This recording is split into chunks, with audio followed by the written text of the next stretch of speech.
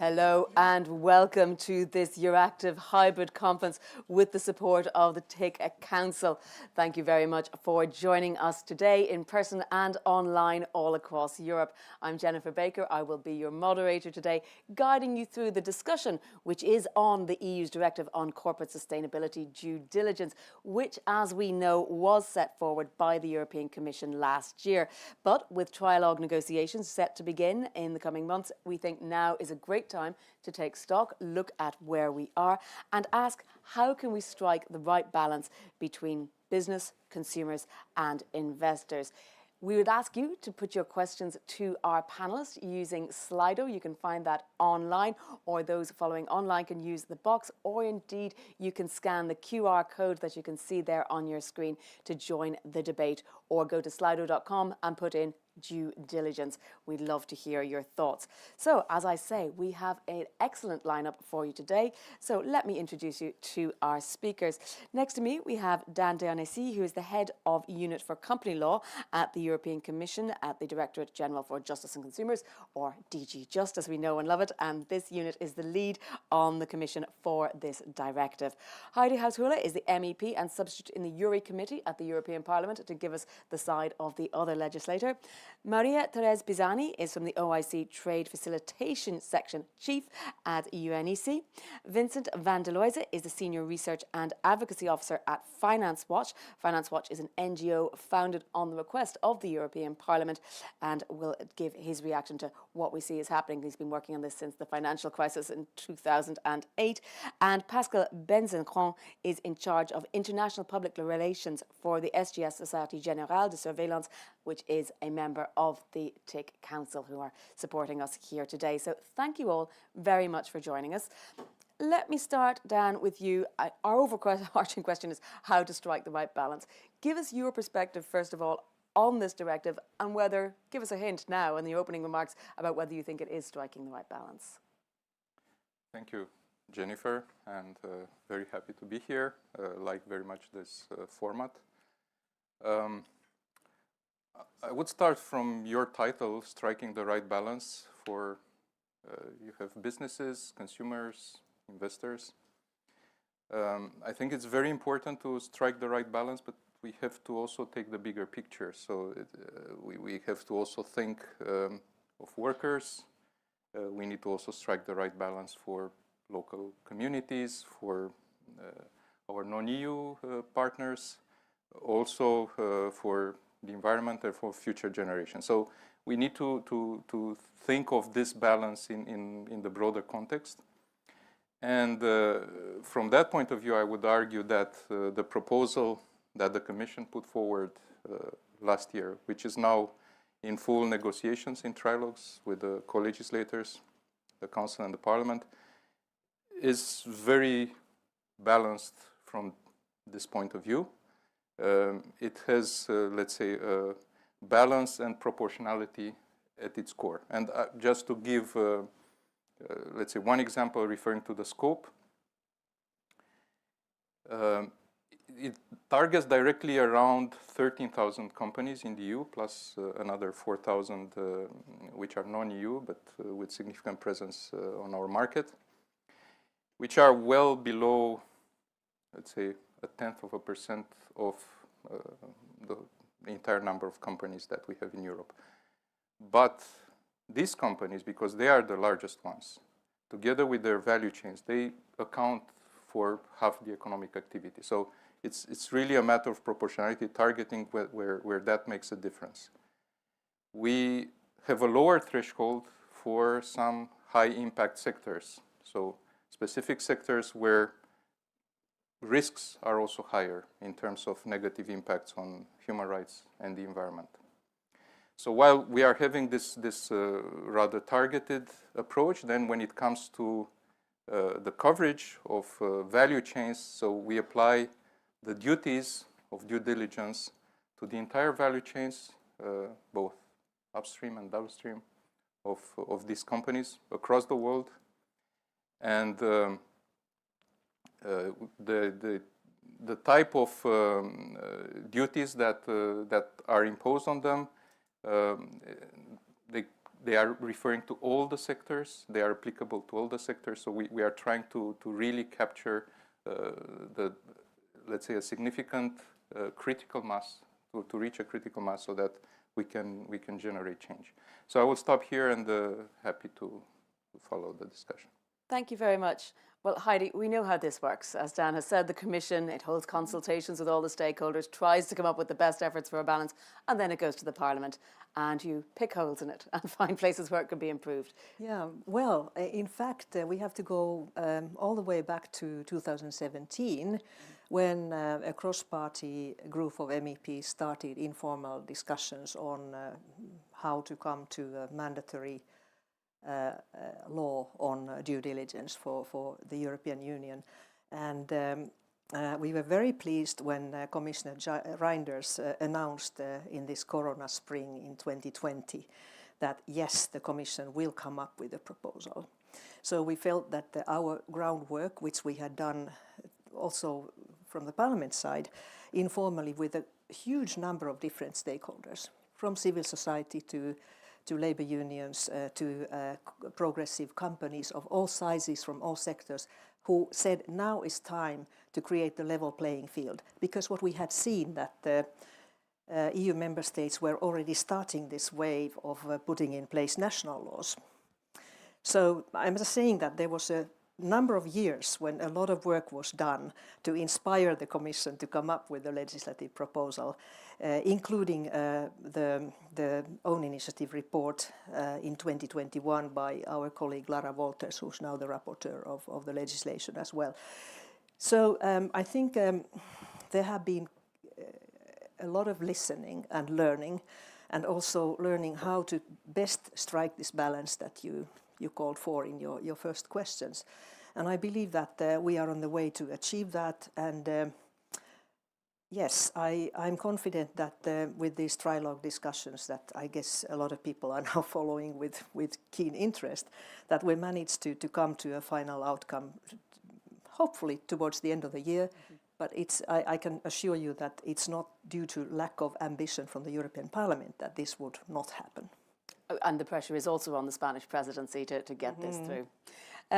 Maria Teresa, tell us a bit about the UN Economic Commission for Europe perspective. It's a bit more global. You can take a step back and maybe play devil's advocate.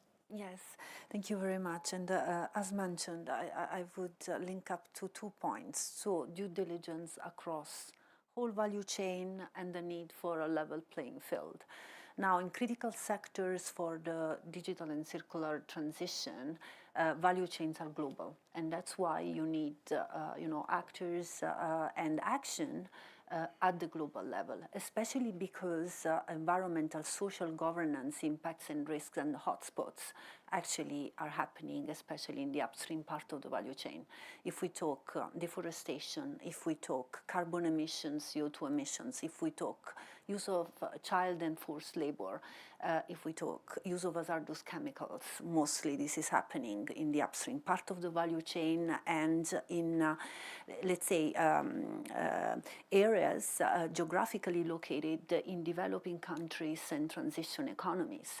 So if we want to do due diligence, if we want to have a level playing field, definitely we need to have the engagement across the whole value chain beyond what's happening in the European Union, and definitely having standards that go global and ensure, cooperation along the whole value chain. So that's what we have been doing at UNEC, at the Economic Commission for Europe of the United Nations. We have been partnering with the European Commission, DG INTPA, to develop, let's say, an initiative and the standard for traceability and transparency of ESG compliance end-to-end the value chain. So from the farm through the manufacturing to branding and retailing and placing of products on the final market, and came up with a global standard and methodology that enables that. We have tested that in priority sectors, which is the textile and leather, and now moving into agri and critical raw materials.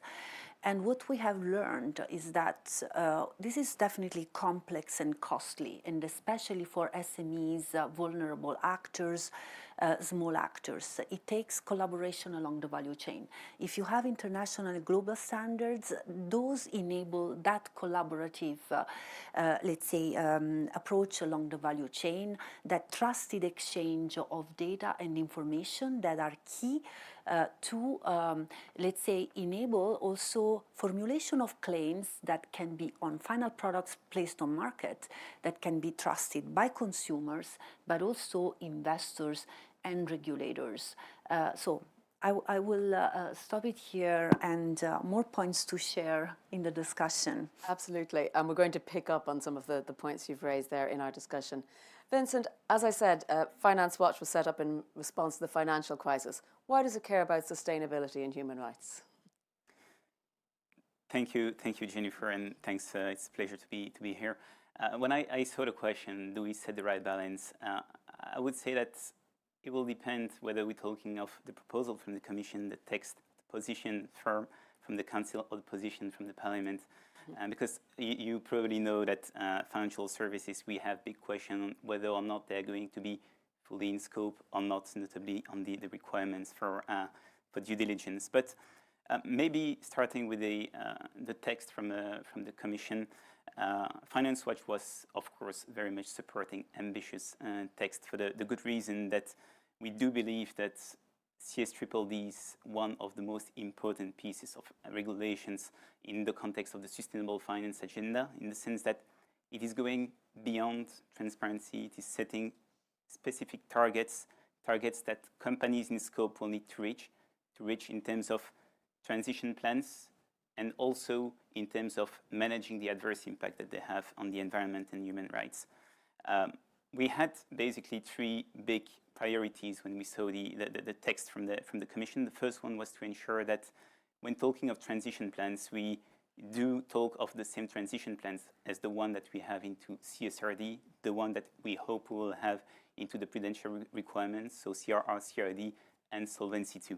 We want to make sure that we keep, let's say, a certain consistency, so that on the one hand, we do not increase the burden for the financial sector, but also that we clarify what we mean, and that we actually really reach the targets, let's say, of the Paris Agreement. On this point, I must say that we are quite optimistic in the sense that there's, let's say, a consensus that it is an important topic, that we need to make sure that we keep it consistent with CSRD, notably. But there is another point.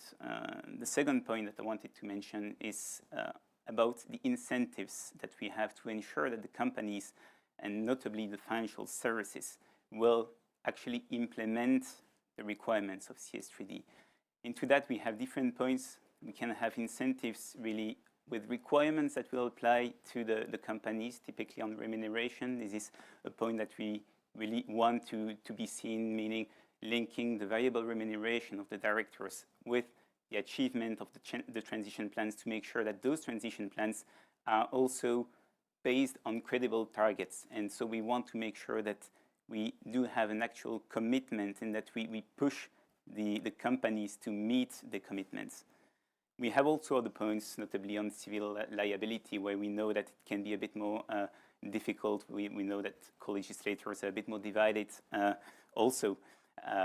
But generally speaking, I think this is very important, that we know that some countries have already implemented due diligence requirements, but what we have seen is that sometimes the enforcement of those requirements was not properly done. Beyond the incentives, of course, we need to make sure that we clearly identify the right supervisors for it.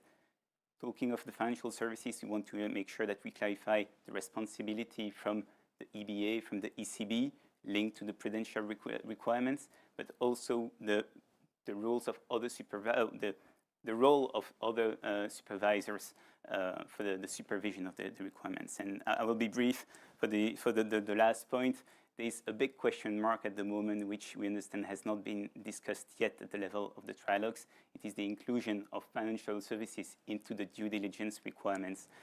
We are very much supportive of acknowledging the role of financial services to enforce due diligence, And in that context, we are very much supportive of what the Parliament has proposed, meaning that they have a knowledge, let's say, the difference between the role of asset managers and institutional investors and the financial services where we do see that there is a contract with the client.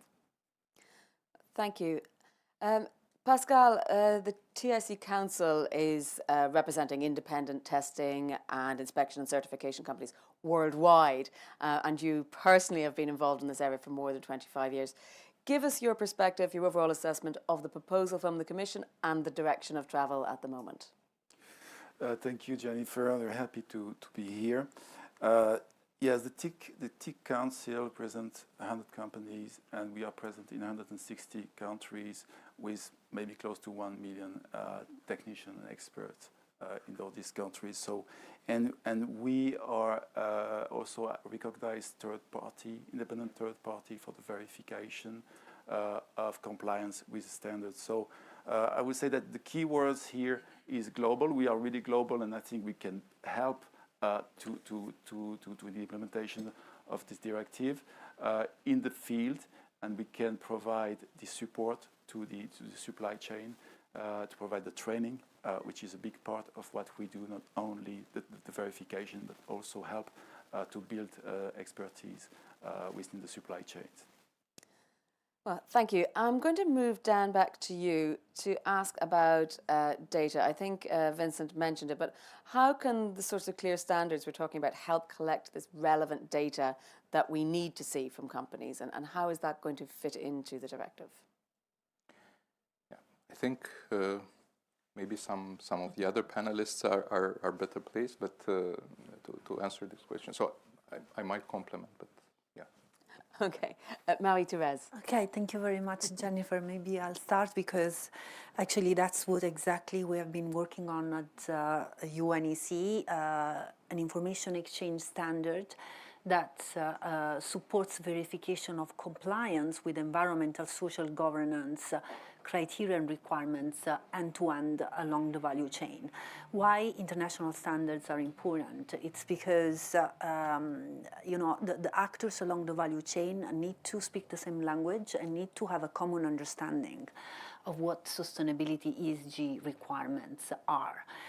And if you want to have at the end, the product placed on market with a claim on the sustainability circular performance of that product that can be really trusted by consumers and verified by any actors, including regulators, you need to have data that are collected and exchanged according to a standardized definition.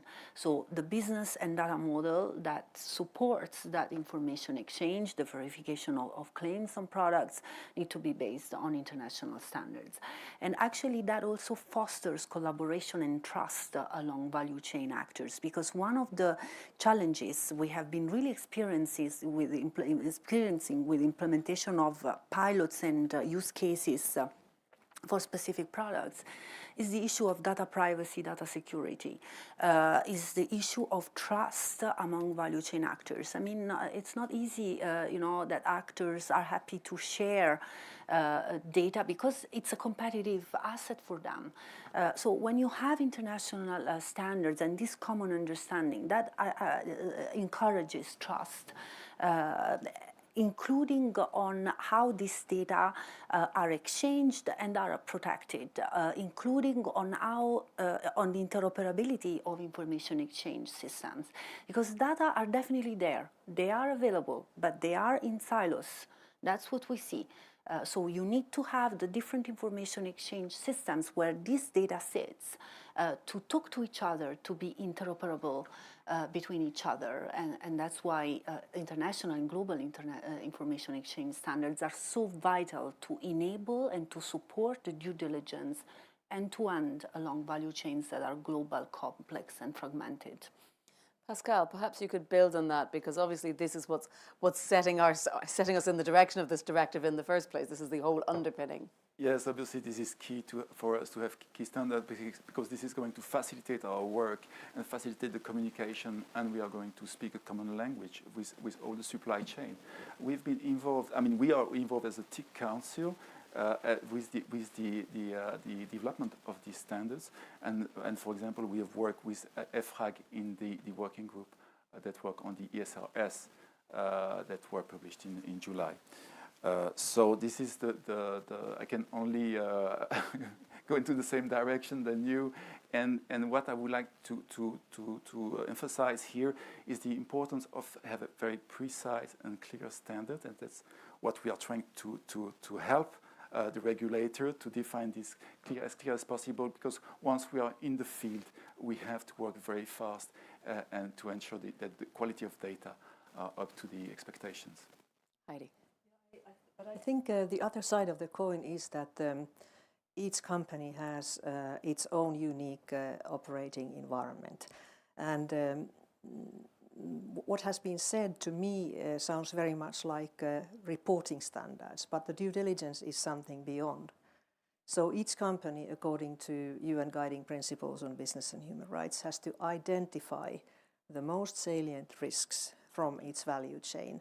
And that's a bit, I don't say it's art, but it's a kind of a unique exercise where the whole company from the very top has to be engaged to make sure that those risks are identified and that they are then to its best capacity avoided, prevented, and then if things will go wrong, remedied and eradicated. So I understand the importance of standards, but I also don't think that this is any kind of tick-the-box exercise.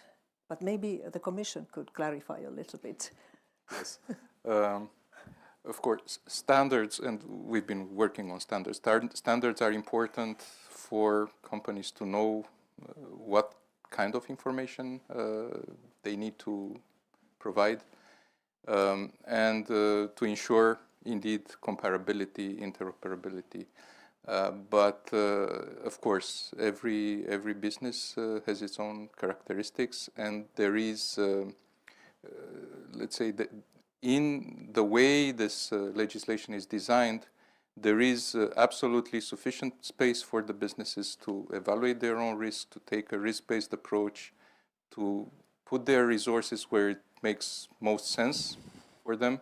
And we are really looking to maintain, let's say, the right set of incentives so that they do the right thing that makes a difference on the ground. It's certainly not about ticking boxes, not about creating a new industry of certifiers and auditors and so on, but about making sure that the situation improves across the value chains, even in remote parts of the world.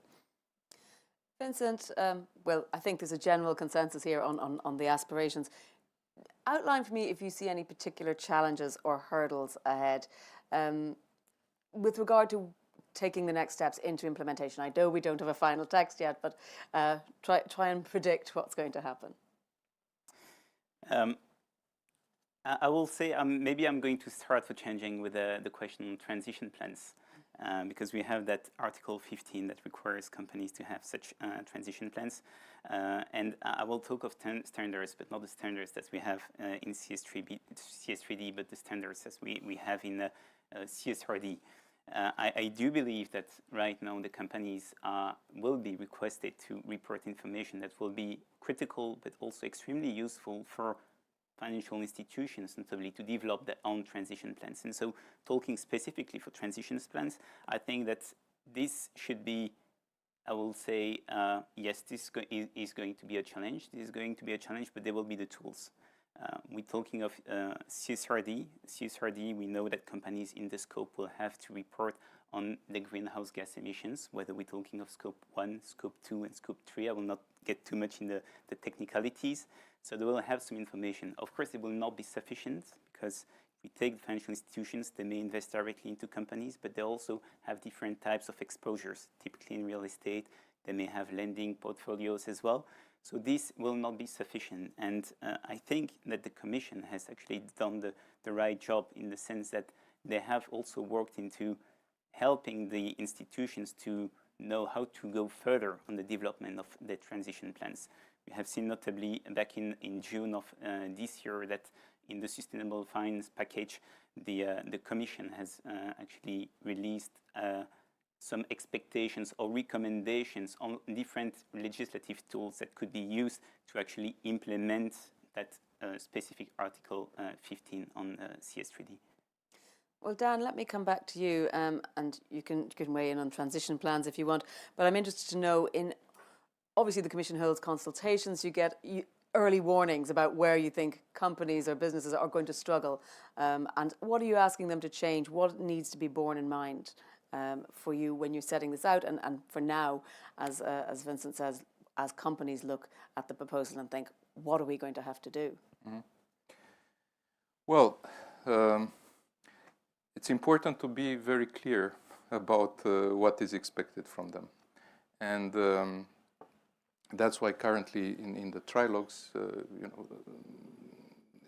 as we speak, very much of the discussion is focused on the exact due diligence duties and how they are defined to make it both practical and feasible, understandable for companies in terms of what are the expectations. The CSDD itself is more about the behavior, so what we expect them to do. So the reporting part is covered, as was mentioned by the CSRD. So, the expectations of what they have to do is spelled out there, and the challenge now is to make it clear, specific enough, actionable enough for them to be able to implement. Of course, there will be, and it's also a commitment in the text, there will be support measures, there will be guideline issued. So once we know the final version that will be adopted, of course, all the focus will be, we have this window of about 2 years until the member states transpose the directive in their legislation, to develop the right tools for the industry to be able to implement. And for this, we are, of course, in touch with many actors from various sectors. And we are looking at the situation and trying to see where are the gaps that need to be filled as soon as possible to give them the practical tools. Sorry, Maria-Therese. Yeah, very briefly, when it comes to the change that companies need to make, I mean, working with companies from the brands, retailers, and the whole chain of suppliers, what we see is that the change needs to happen within companies, and you need to have not only the top-level commitment, you need to have real, let's say, collaboration within companies of the sustainability, departments with the purchasing, procurement, IT, marketing, supply chain management department. So it's a whole, let's say, change that needs to happen, the way sustainability is really done within companies. And then across the value chain, downstream actors, brands and retailers where, profit margins are higher, they need to engage very proactively with their supplier base, especially upstream, especially the SMEs, engaging with practical support, with coaching, with training, with incentives, price premiums that need to go upstream the value chain to incentivize, especially those actors that are in developing emerging countries. Those that invest, they need to get price premiums, they need to get rewards for the effort they do. We have done an important project in Uzbekistan. Uzbekistan is a very interesting case of a country that has been banned for the exports of cotton due to systemic use of child and forced labor for more than 10 years. The country, with support of international organizations, has gone through massive reform programs, and the ban has been now lifted. we engage with Uzbekistan, what we hear from them, okay, we have done these huge investments. No one is really coming right now to purchase cotton or cotton-based products from Uzbekistan because of a reputational risk that is still there. So we have done the investment. Where is the price premium? Where is the market access? So, you know, we do certain requirements, but then where is the support and the incentive when these requirements are met, when the effort is made? And this is something that I think the downstream actors need to take care of. Yes, just Heidi, I think you wanted to weigh in. I think we heard from Marie-Thérèse earlier that they're working together with the development actors like DG in the European Commission, and this is very important because now what we hear from the Global South is that this is yet another wave of European imperialism. I mean, the words are quite hard, and I believe that now is the last moment to really engage and give you know, like EU development assistance needs to be there, capacity building, and that's why I think UNEC is doing a very good job. So, and another thing is that when you go back down the value chain, upstream, and then the lower you go, what I hear from companies is that the more useful this type of industry initiatives are, which can they are the perfect tools to map the value chain. Sometimes a number of companies are sourcing from same factories, so they can pool their forces, which is really important. But I have to say, and I said this morning very early, I was speaking to Kuala Lumpur on Responsible Glove Alliance on produce the world's biggest production country of rubber gloves, like personal protection equipment, is that these kind of initiatives that they have now undertaken is useful. It's like a tool, but it's not going to exhaust their duty of due diligence. They still have to do that. I mean, certifications, wonderful tools, but we definitely, how I see it, we should not create a kind of a safe haven for companies to say, well, we had this certification, so everything should be fine. We cannot be made liable for any wrongdoings. And we know how unreliable many auditing systems are. So I think the companies have also to take their responsibility on what kind of tools they use and still do the last mile on their own. Dan. I wanted to react briefly to this issue of you know, how this is perceived in non-EU countries across the globe, and in particular in developing countries, because we hear a lot from them and we meet them and so on. And yeah, there are concerns indeed as to you know a number of legislations that have been adopted by the EU, and of course you know there is an explanation behind each of them. But I would say CSDD in particular is special in this landscape that includes you know, other legislations on deforestation, on conflict minerals, on forced labor. CSDD is unique both by its ambition, you know, covering all sectors, the entire value chains, but also the nature of the engagement that it fosters, because due diligence is really about investing in your value chains, engaging with your value chains. So it's not about cutting and running. So that's a message that we are consistently sending. Actually, disengagement is a very last resort.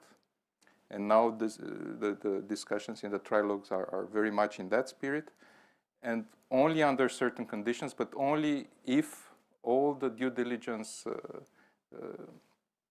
steps that are let's say, stipulated fail to bring results.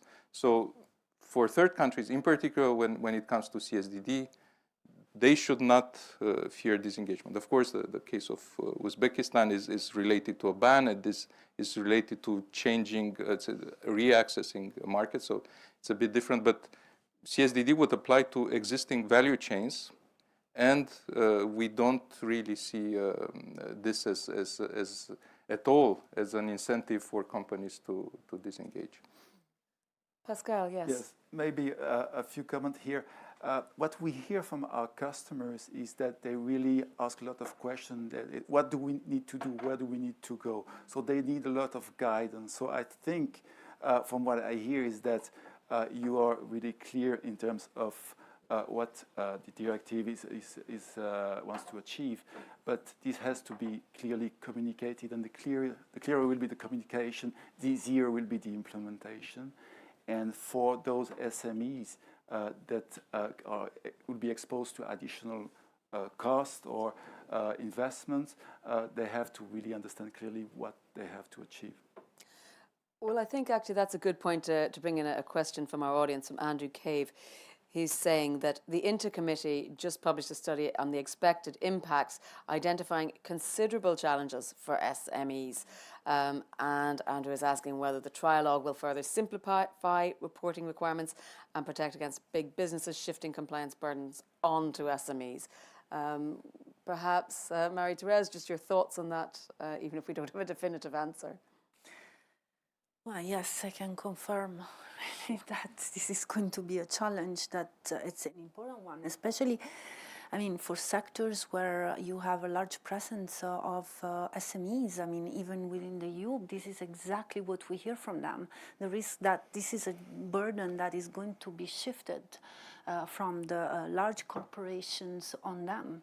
That's why it's very important to, in a way, make accountable certainly the large corporations, but devise ways for them to engage and to support their suppliers and provide the coaching, the training, the tech transfer, the skills transfer that they will need. And often what we hear from these SMEs is that, okay, ready to do the investment, to go along the journey. Incentives are important, a price premium, but even more long-term business relationships. So the possibility of getting assurance that once I do this investment, I go down the sustainability journey, I get the business, and this is a long-term business relation that I build with my clients. So ways of somehow incentivizing that is very important. Heidi, you're a co-legislator, you can tell us. Well, I think the concerns of the SMEs have been heard. Yeah. They have been very vocal. The voices have been, the concerns have been very, let's say, loudly expressed, to the extent that at one point I thought that this would sort of put the whole exercise into paper bin.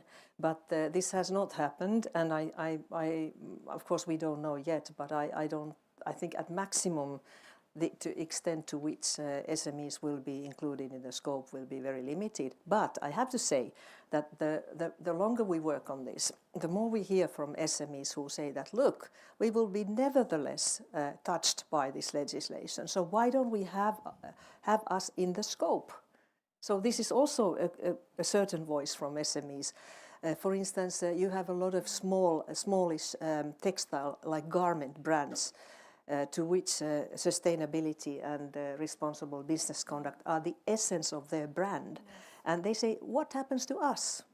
So it's, I would say that maybe it takes a few years to see how this will settle with, let's say, a bit larger and very large companies. And then there will be a review of the directive, by the way, in some years' time. So I think this is also an evolutionary path, because let's be honest, this is very demanding and it's very revolutionary, but I don't see another approach if we want to solve the global challenges. We need to have the private sector in, and that was the core idea of the UN Guiding Principles in 2011, like 12 years ago.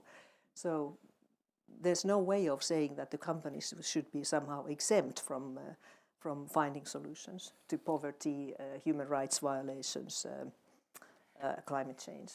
And so we are there on that path now, and it's a very important point of that. Yeah, totally agree with that. I don't think that they should be exempted. They need to be supported. And what we see is that in the upstream part of the value chain, often manufacturers are even more committed than the downstream brands and retailers. So the willing is there, and definitely even the leadership Still, they need, we need to make sure that the burden is not unduly shifted on that and on them, and that they are duly supported.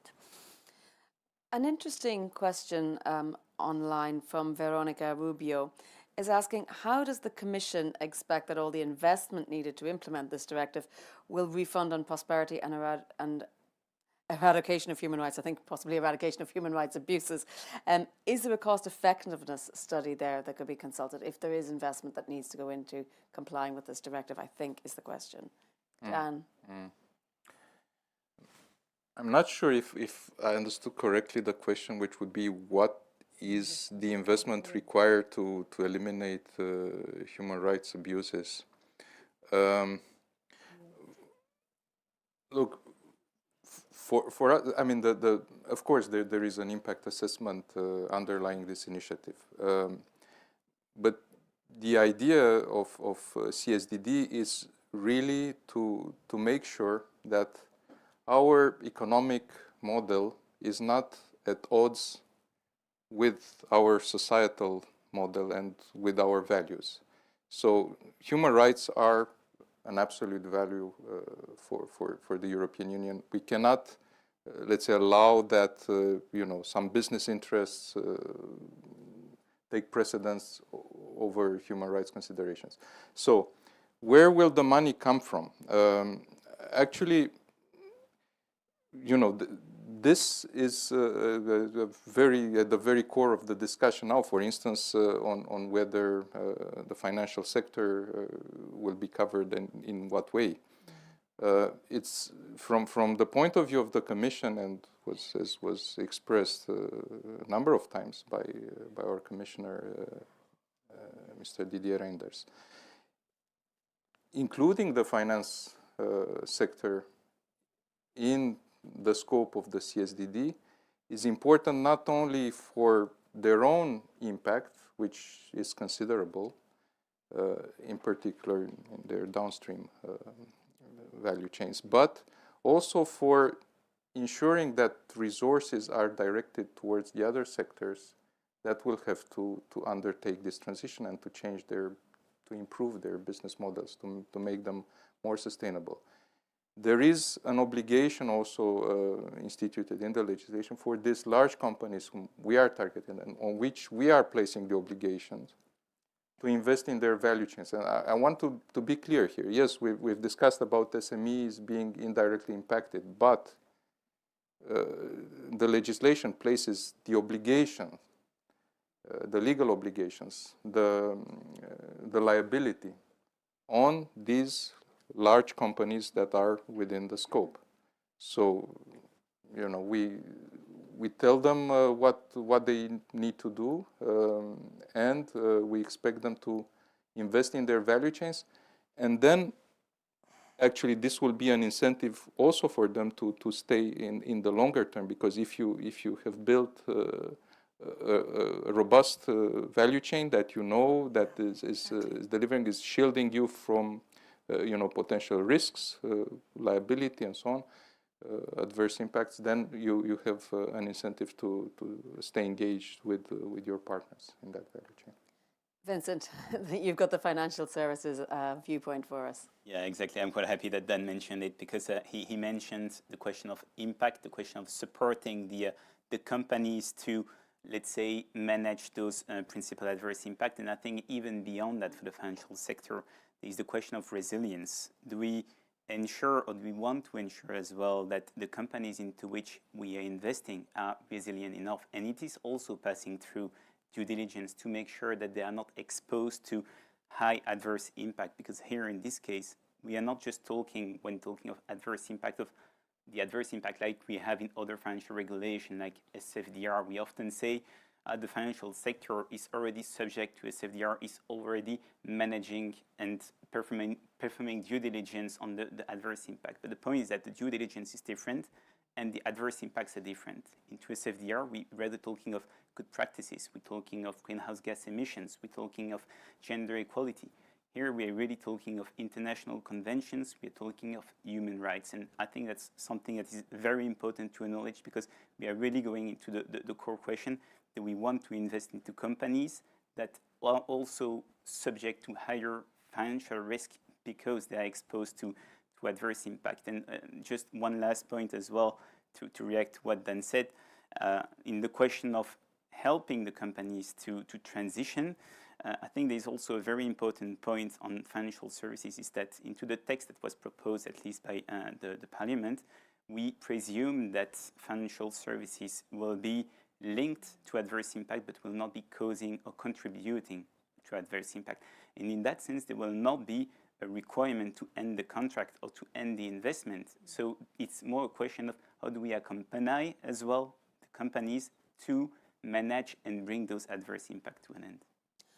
Well, staying with financial services, Victoria Bourbon is asking, would a review clause on financial services, as there is in the deforestation regulation, in order to assess if or how the financial services should be covered by the text, could that be an option? Heidi? Well, first of all, I think that the Council came up with the most absurd idea that each member state could decide on their own whether financial services would be included. I don't know what kind of panic that was to come to some sort of what they call common approach, right?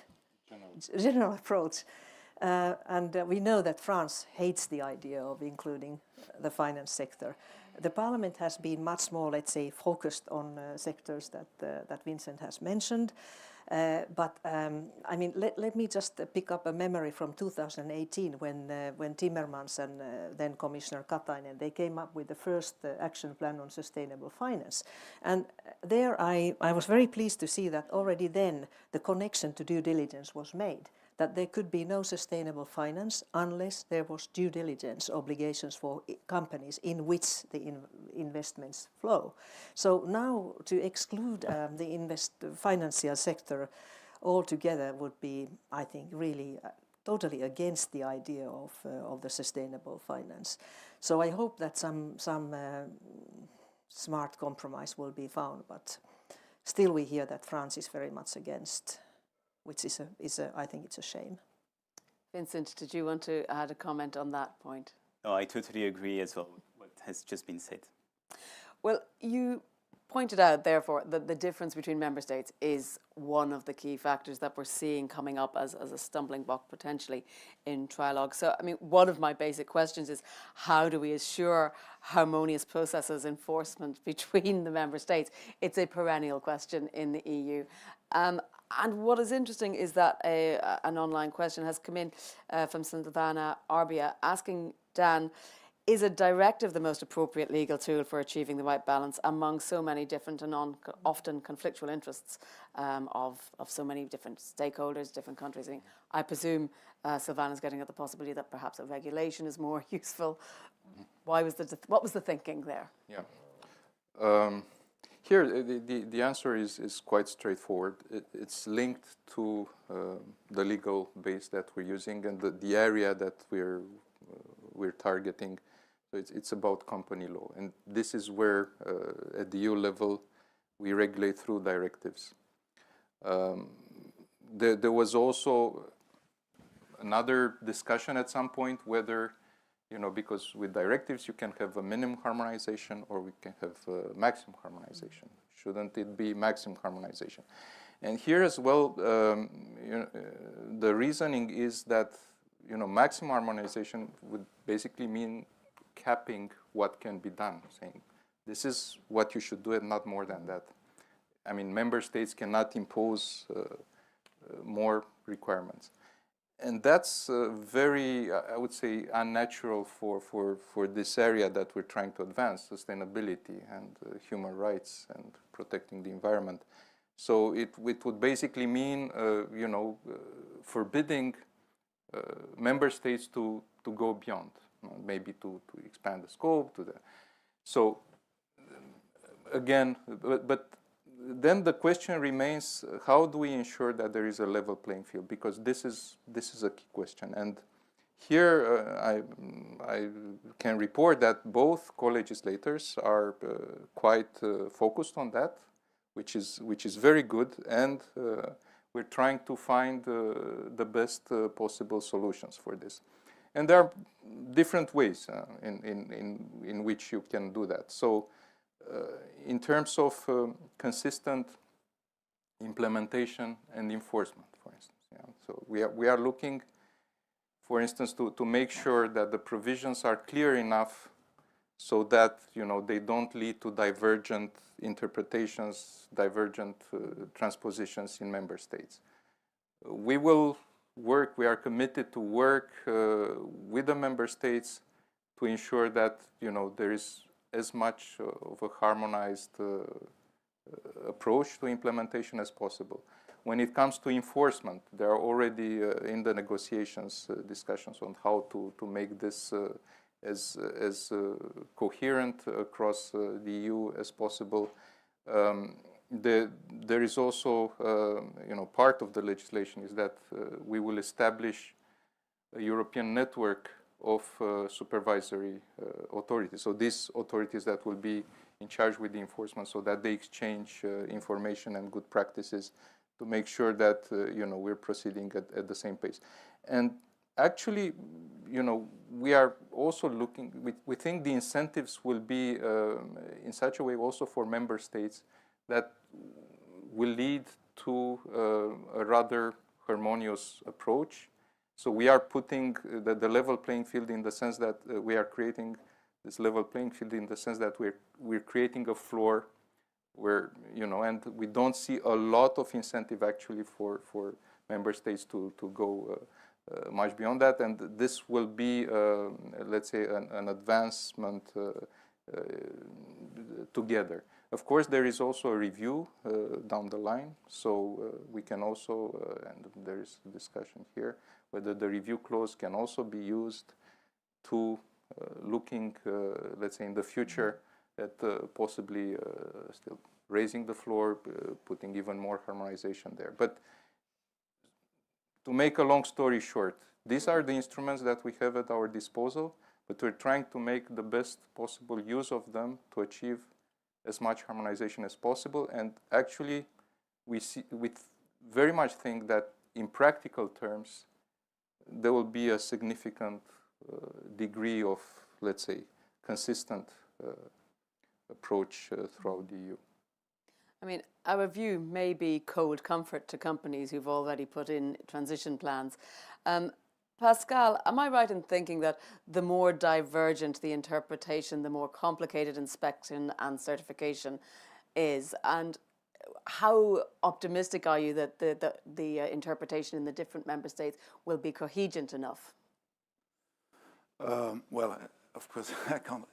We don't know. I know we don't have the final text. We don't know, but I can say that a few comments. We have the experience for many, many years with different standards, with certification, but also with consulting services helping. The principles that are brought in by the CSDDT is new in this scale. But also we see that some brands, some large companies, they are already working with their supply chain. And this is for decades, because we have been helping them. I've had a chance to live in developing countries, and we were providing this service, so we were going into the manufacturer, the SMEs, and there was already a partnership. So I believe this is the right track. And I think if there is political will, and if there is the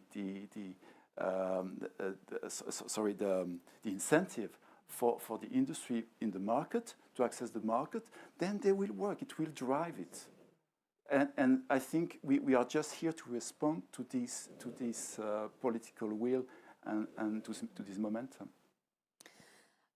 A question from Julian Fox is asking, how will this directive support a just transition? It seems that it could risk in companies moving sourcing to lower risk areas and disengaging from their current sourcing arrangements. Is this something that, Heidi, that you see is a possible pitfall? Yeah, but as I think Dan said, what I definitely would want to keep in the final version of this law is that there need to be a responsible disengagement. and that this should be last resort. I don't think we can overemphasize it too much, because we see already now garment brands withdrawing from difficult situations. But I am, for instance, H&M and Inditex have left Myanmar, which has the military coup since 2.5 years. But I'm not at all convinced that is this the responsible way, because there are like hundreds and hundreds of thousands of women, poor women, who work in these garment factories and who will be left on their own in a situation which is not going to give them any options. So I think it's also something that needs to be, let's say, scrutinized. And companies need to be made accountable for their decisions when they disengage. There will be situations where they can only do that, but I've seen too many times that companies, let's say, they take ethical decisions, whereas in fact it's about their market, like shrinking market and things like that. I could tell you examples, but I won't do it now. So responsible disengagement is something that needs to be there. Marie-Thérèse, another question from our audience that perhaps you can tackle in a general sense. Alexandra Rodriguez-Cortez, who is from the Colombian Agriculture and Rural Development Ministry, is saying, if there's an understanding of the particularities characterising European companies, has the same consideration been given to the particular conditions of commodities providers globally? Do you think with this directive approach there has been that a sufficient level of consideration? Well, I mean, certainly while we are engaging with companies, even small farmers, producers in Latin America and many other areas of the world, we see the demand from them to get an understanding of how to comply. So there is an interest definitely to understand, I mean, to get market access. So we go back to the point of coupling basically the requirements of such a directive with appropriate technical assistance and capacity building programs for upstream actors in developing countries to support them in the effort they need to make for compliance. They demand training, they demand to have awareness raising projects to understand compliance. So definitely I think that the two things need to go hand in hand, and they don't exclude each other, they can support each other. So I would say that complementarity there, it's very important. Dan, yes. Yeah, sorry, a small footnote. In all fairness, it should be said that we're not inventing something new here, and it was mentioned before. So this legislation builds on existing frameworks, which are voluntary, but it translates, let's say, something that existed, was out there. There are UN principles, there are OECD guidelines. So again, now we're trying to turn this into a mandatory framework, into a binding framework. And we see this also happening, by the way, in other places and at global level. This is a process. I hear from Japan. I hear from even Brazil are working on similar. Yeah. And by the way, Canada, I think what I see necessary is that markets are global, so we would need, at the end of the day, we need global standards. And to my knowledge, the only platform now to work on a global, let's say, UN-based convention on business and human rights, as much as we, let's say, were displeased with what happened since 2014 in Geneva on this legally binding instrument on transnational companies and how does it go on. But I think now would be the right moment for the EU to join these negotiations, because we have something to show and share. And I think we have, for many years, the EU has been a kind of a, let's say, a constructive critic to this process. But I think we could leave our handprint on it. And so what I would like to see is that there would be a proper EU mandate to join these negotiations once we are ready with the CSDDD. A slightly political question down from Zoe Trulika. I don't know whether you'll want to answer it. Ursula von der Leyen announced that the European Commission will work on legislative proposals to reduce reporting requirements by 25% in her State of the Union address. Will this have an impact on the final text of the directive currently negotiated? How do those two things square together? Yeah. I've heard this question a few times already. So the short answer to this is that CSDD, as I mentioned, I mean, this initiative is really about behavioral change that we're seeking from companies. It does not refer to reporting. I mean, it touches upon reporting, but it's mostly covered in another legislation that is already out there and is adopted, the CSRD. That's the short question. Of course, I can confirm that the Commission is working on this, and we're part of a very serious mapping exercise that is trying to implement exactly this pledge. But I would say don't look at the CSDD as bringing, by itself, a huge reporting burden on companies, because it's not about reporting. A couple of questions that are making essentially the same point from Elsa Grun and Jakob Winkler are talking about retailers at the end of the supply chain, or those in more complex industries. We've mentioned the garment industry, but that's a relatively simple product. It's not. It has a lot of enterprises in their supply chain. It's not simple. Well, they're saying an example is cars, for instance, may have dealt with thousands of different suppliers and with very many ingredients in different products. How do those companies with the very ultra complex supply chains, how are they expected to comply with this directive? It's a good question, but I think the focus is there on more complicated supply chains. Marie-Thérèse, would you like to give us your thoughts on that? Well, I think from what we see, the important step is really to start from getting visibility of your supply chain, who your suppliers are, and where they are located. I mean, you were referring to the need of doing a risk analysis. If you are sourcing from a certain geographical area, you don't have the same risk than if you are sourcing from another geographical area. So mitigating strategies are going to be very, very different. So the starting point is really know your value chain, engage with your partners and suppliers and work with them the right mitigation strategies. So that's, of course, I mean, the more complex the value chain and fragmented and global is, the more complicated it is. But, I don't see another way. Pascal, a question from Kansan Motre, saying, since there is an agreement that the obligations should be as clear as possible, shouldn't Article 15 contain clear and detailed requirements as to the content of transition plans, including short, mid and long-term targets? What's your thoughts on that Article 15 transition plans nuance? You're not going to answer no, that? Okay.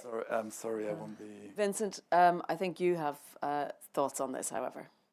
Exactly. I will say, and that was, I think, the approach of the Parliament is let's make sure that we reuse what has been included into CSRD. And in that context, what we want to make sure is whether or not we're including additional requirements in one or the other file, we just need to make sure that we're talking of the same plan. And so in that context, I do see eventually an interest to, there is a need for clarifying what should be into transition plans, but the question is, should it be into a cross-sectoral regulation? At the moment, we are developing, let's say, targets per sector.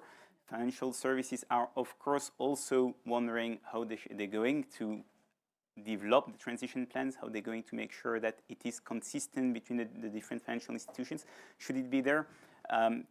To be honest, I'm not sure. I would tend to say that we need also to wonder what should be included as well into the delegated acts, for example, of the prudential requirements for CRR, CRD, what do we want to include in there?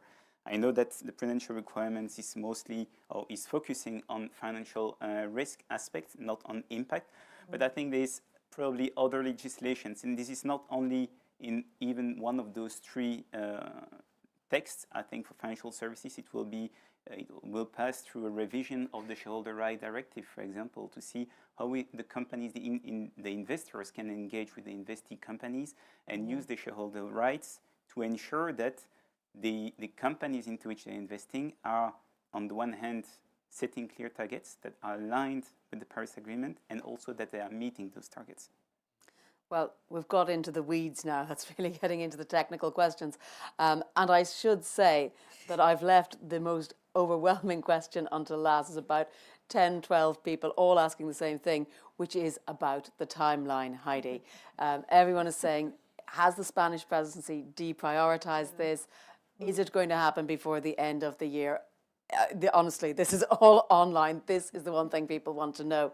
Can you give us a hint? Well, it's a trilogue, which means that there are three parties, mainly Council and Parliament, but assisted very much I think in a constructive and very creative way by the European Commission. But I can only say that it's not the lack of ambition by the European Parliament which would stop this being finalized by the end of the year.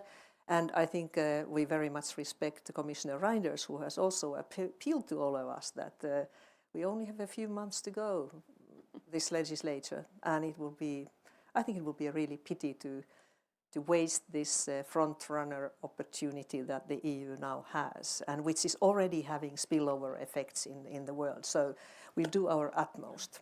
And I think it's doable, because I can see that the discussions are kind of starting to come to some sort of, because of course there needs to be a compromise, and there are some elements which are more important than others. Not everything will stay in the text, perhaps.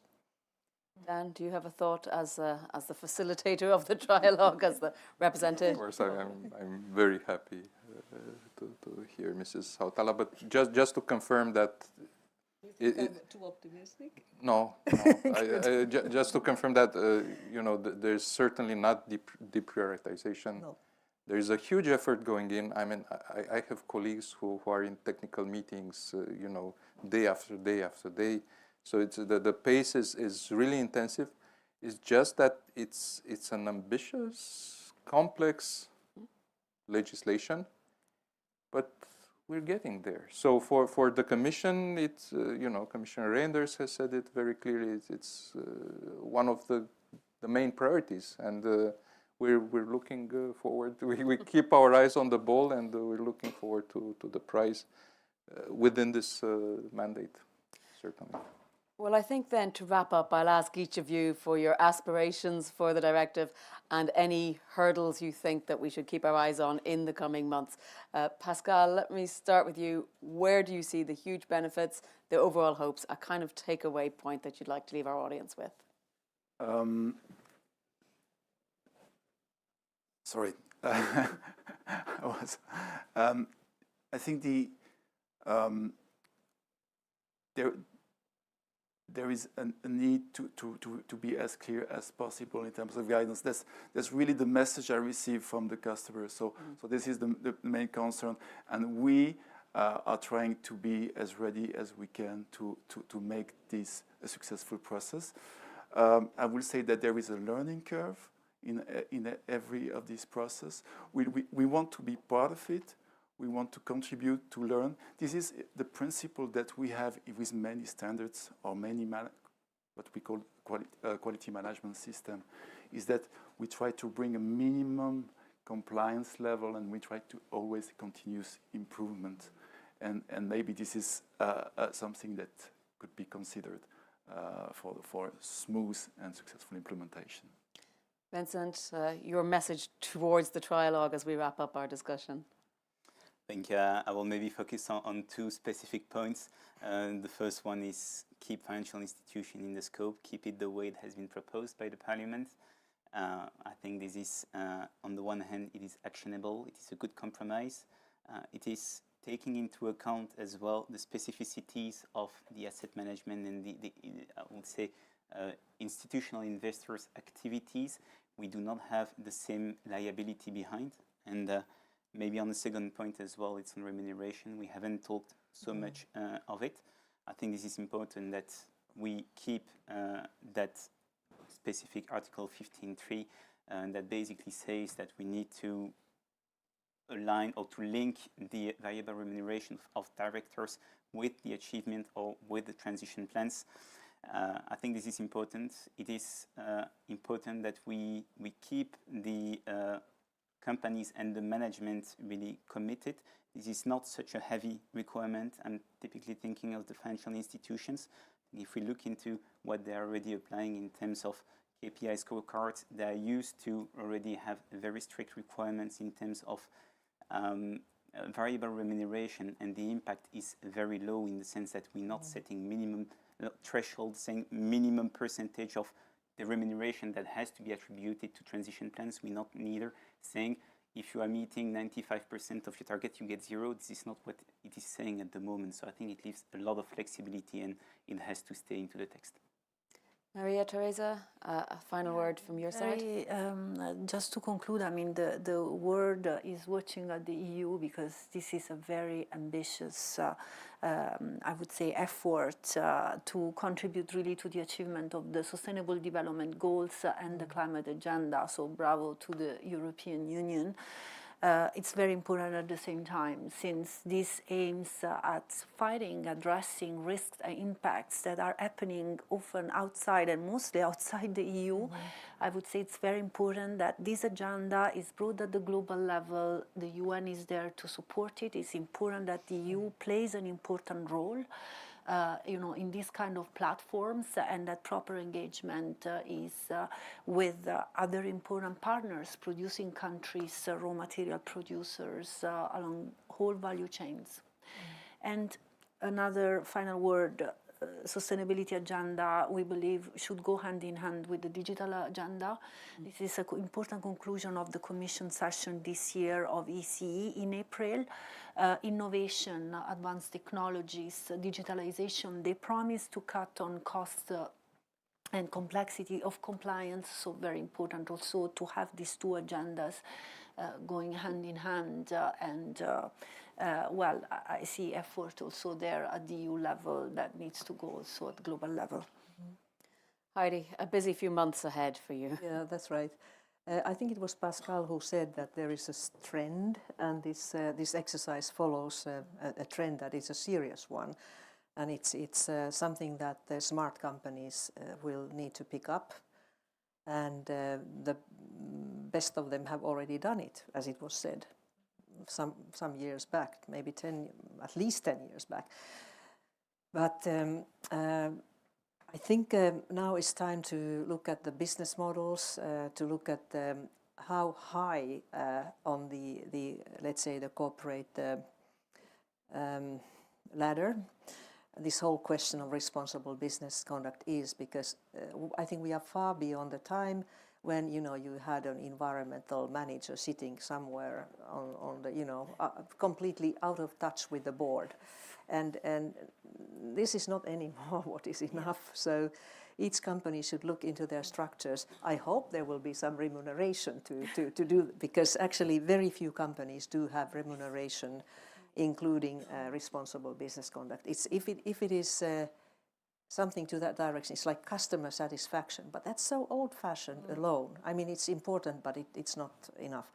And then maybe the last thing is that in this work, I think companies need to converse with their stakeholders, affected stakeholders, because even the critics can be the best advisors. So also to get out of the boardroom and go to the field and see how the company impacts its operating environment with different stakeholders, whether it's workers or environment or indigenous peoples or whatnot, and how the operating environment affects the company. I think this is the beauty of this exercise, that it goes both ways. Dan, the finish line in sight, but there's never really a finish line, is there? Yeah, no, actually, you know, we're thinking it's a new stage in our work that will start after adoption because there's a lot of work to do to accompany the implementation. But I would say a message maybe to the industry, to the companies out there. Two parts of it. One is to reassure them that we're not asking for absurd things. We're asking for things that are doable, that make sense, and you know that are for a good purpose. They build on things that some of them are already doing or know about, are familiar with. And then there is also an opportunity to grasp here. So we know sustainability also makes business sense. Investing in sustainable value chains is good also for the business. You know, there is evidence on this, there is ample evidence. And we see actually in the conversation that we have with the industry and quite a lot with financial sector actors of different types, we see that also the conversation has shifted to a more constructive one. And, you know, it's not something to be scared of. It actually might be a very good thing going forward. We believe it will be for European business and for those who will embrace the sustainability agenda. So I'm optimistic that you know, this will really have create a traction effect and an emulation also for the business community. Well, thank you, Dan, Heidi, Maria Teresa, Vincent, and Pascal. Thank you so much for your insights. And thank you to the entire Euractiv team and the TIC Council. And of course, you, the audience, for your insightful questions. We hope you've enjoyed this discussion. And if you want to see more Euractiv debates, please do follow the hashtag EA Debates online. We hope to see you again soon. Have a great evening.